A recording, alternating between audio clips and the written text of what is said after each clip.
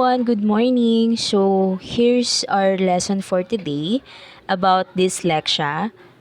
Its causes, symptoms, types, and treatments.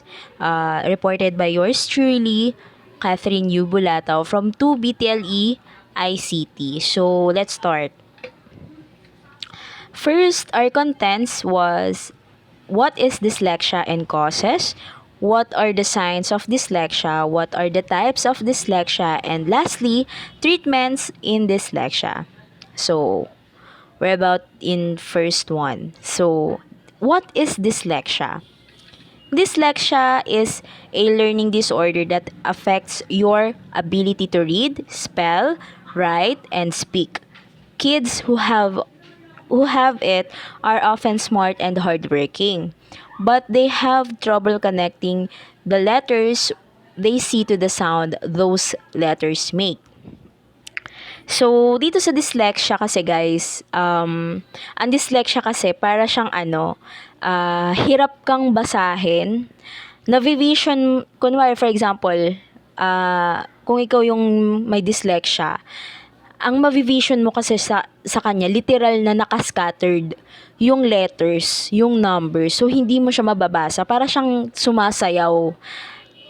Okay? Yun yung vision. That's why, hindi naiintindihan or hindi nako-construct ng utak nila ng maayos yung information at hindi nila nababasa ng buo yung nakalagay sa signage o kaya dun sa naka-display kasi nga ang vision nila nakakalat yung letters, hindi nila hindi nila ma-organize yun ng diretso. Okay? So, medyo mahirap talaga pag may dyslexia. Lalo na pag nasa road ka or nasa kalsada ka, nasa biyahe ka. So, mahirap siya. Next, cause of dyslexia. Ito tayo. So, what is the cause? It is linked to genes, which is why the condition often runs to the family. You're more likely to have dyslexia if your parents, siblings, or other family members have it. So, ito yung talagang namamana. Kasi, siya mental disorder. So, kapag ang parents mo, ang pinsan mo, or kahit na sino sa family members mo ang meron, possible talaga na mamana mo yun or mamana yun ng future daughter mo, ng son mo, ganyan. So, ganon, namamana siya talaga and hindi mo yun mapipigilan. Next, people with dyslexia find it difficult to recognize the different sound that make up word and relate this to letters. So, hirap silang mag-pronounce, hirap silang mag-construct on their own, hirap silang ma-recognize kung ano yung message na nandun sa signage na yun or sa naka-display na yun. Yung mga taong may dyslexia. So, ayun. The exact cause of dyslexia is unknown. So, walang nakakaalam kung saan eksakto nanggaling yung dyslexia na yan. But it often appears to run in families. So, ang taong may dyslexia, malalaman mo yan kapag yung parents or other relatives niya meron din. Okay? So, or either, mahalata mo naman yan kung may dyslexia yung isang tao. So, ayun. Signs of dyslexia. What are the signs? So, ano yung mga easy way para makita mong may dyslexia yung taong yun? So, first, read and write very slowly. So, medyo mabagal silang magbasa, mabagal silang magsulat. Okay? Dahil kinoconstruct ng utak nila kung ano yung dapat basahin, kung ano yung dapat sulatin. Unlike sa atin na normal, madali tayong matuto, madali tayong makapagsulat, ganyan. So, confuse the order of letters in words. So, sa kanila parang magtataka pa sila kung tama ba yung ginagawa nila, kung tama ba yung pronunciation, ganyan, kung okay ba yung pagkakasulat nila, pagkaka-construct nila ng sentence, ganyan. Next, put letters the wrong way round. Ito, literal to. For example, yung letter B na small letter, nagiging letter D sa kanila. Alam nyo kung bakit? Kasi, yun nga yung sinasabi kong nakascattered yung vision nila sa letters. For example, may signage sa road. Ang makikita nila dyan, hindi yung dire-diretsong word ha, or yung sentence. Nakascattered yan. Kumbaga, sumasayaw yung mga letra. Hindi nila mababasa yon directly. Or hindi nila yun maiintindihan. Okay? Kasi ganun nga yung vision eh. And then, have poor or inconsistent spelling. So, dahil nga hindi nila mabasa ng maayos, hindi nila masulat ng maayos, for sure mahihirapan din silang mag-pronounce at mag-spell. Dahil hindi nila malaman kung anong spell ng gantong word, kasi nga ganun yung situation. Next, understand information when told verbally but have difficulty with information that written down. Pag sinabi mo sa kanila yung ganong sentence, may intindihan nila yun eh. May intindihan nila yun. Pero kapag once na sila na yung gumawa ng sentence, nag-construct ng sentence, or nagbasa ng sentence na yun, for sure ako na mahihirapan sila. Okay? Kasi nga, ganun yung interpretation ng taong may dyslexia. So, last three, understand information when told verbally but difficult with information that is written down. Find it hard to carry out or a sequence of direction. And lastly, struggle with planning and organization. So, dito, pumapasok din yung hirap silang magplano, hirap silang mag-organize ng sentence, mag-organize ng paragraph, ganyan, or magplan, ganyan, hirap sila. Next, eto, pasok na tayo sa types of dyslexia. What is the type or what are those? So, there has 6 types of dyslexia, namely phonological dyslexia, surface dyslexia, visual dyslexia, primary dyslexia, secondary or developmental dyslexia, and lastly, trauma dyslexia, also referred as acquired dyslexia. So, dito muna tayo sa phonological dyslexia. What is it? So, phonological dyslexia is extreme difficulty reading that is the result of phonological impairment, meaning the ability to manipulate the basic sound of language. The individual sounds of language become sticky, unable to broken apart, and manipulated easily. This type of dyslexia is synonymous with dyslexia itself. Ibig sabihin nito, guys, for example, perfect example to sa phonological dyslexia, yung illustration ko. So, for example, ang nasa utak mo, kung ikaw may dyslexia, ang nasa utak mo, specific. Yung word na specific. Pero, dahil nga may dyslexia ka, ang masasabi mo, Pacific. Bakit? Kasi nga, ang taong may phonological dyslexia, hindi niya ma-divide, hindi niya malalagyan ng space yung pagsasalita niya. Mas better sa kanya na dire-diretso yung pagsasalita, like Pacific. Pacific is easily rather than specific na word, okay? Yung specific, kailangan mong i-divide, 'di ba? Specific. So, unlike pag Pacific, direct na siya. Dire-diretso lang ang pagsasabi. So, ganun yung phonological dyslexia kung i-define mo siya. So, next, Surface dyslexia. What is surface dyslexia? Is a disorder characterized by the relatively preserved ability to read words with regular or predictable grapheme to phoneme correspondence, but substantially impaired reading of words with irregular or exceptional print to sound correspondences. So, dito kasi sa surface dyslexia, ano siya eh, it is unable to recognize a word as a whole word or and retrieve it pronunciation from memory. So hindi ito yung dyslexia na hindi ka makakapag-pronounce ng ayos, okay? Hindi mo siya mapo-pronounce ng buo as is dun sa kung ano yung nakaspell. Like for example ito, friends. Ang mababasa mo dyan is friends. Parang may pagkaslang siya. Ganyan. Next is visual dyslexia.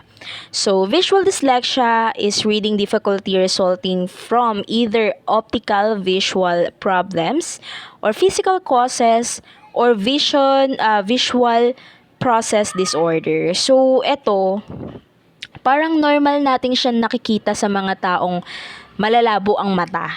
Kasi visual ang target nito eh. Visual dyslexia.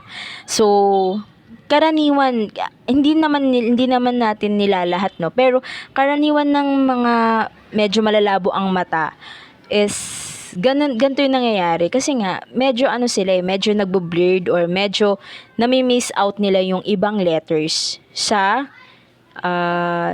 isang word. For example, ito, table. Nababanggit nila yun ng tama, pero pag in-spell nila, mali yung spelling nila kasi kulang ng isang word, ng isang letter, I mean. So, ganun siya. And mental processing problems are often the result of visual stress. So, kumbaga, mas madali silang magkaroon ng visual stress, ng problema yung nai-stress yung sights nila, ganyan. So, next, primary dyslexia. Ito. The primary label refers to dyslexia when it is a result of a genetically inherited condition. Ito yung normal dyslexia. Ito siya. Ito yung pangkaraniwang type ng dyslexia. Ito yung sinasabi ko kaninang namamana sa pamilya, sa relatives, sa kamag-anak, ganyan. So, primary dyslexia can cause difficulties processing sound, letters, and numbers, which negatively impacts on the child's ability to spell in spelling, reading, and match. So, ito yung normal. Mahirap silang makapagbasa, mahirap silang makapagsulat, mahirap silang analyze ng sounds, at mahirap nilang mababasa. Okay. Next, secondary or developmental dyslexia. What is it?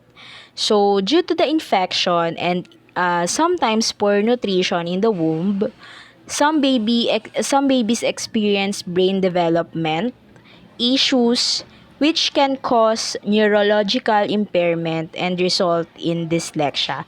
So ito naman, karaniwan ito sa mga babies na lacks of nutrition habang pinagbubuntis sila, kulang sa vitamins, kulang sa maintenance ng healthy nutrition or healthy foods nung nagbubuntis yung mga mothers nila. Malnourished. Karaniwan. Dahil nga hindi na supply ng brains nila yung kailangang nutrients. So, maaaring magkaroon ng dyslexia ang bata once na ganun yung nangyari. So, next. Trauma dyslexia. Ito, When an adult and child has a brain injury from trauma or disease, they can sometimes develop difficulties with language processing, which result in dyslexia. So, eto, karaniwan tong nakikita or nararanasan dun sa mga batang nakoma, ayan, or sa mga batang nagkaroon ng brain-related diseases.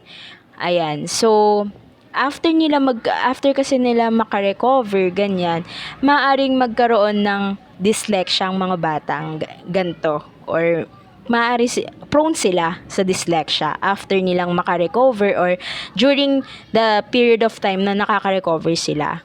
So, ayan.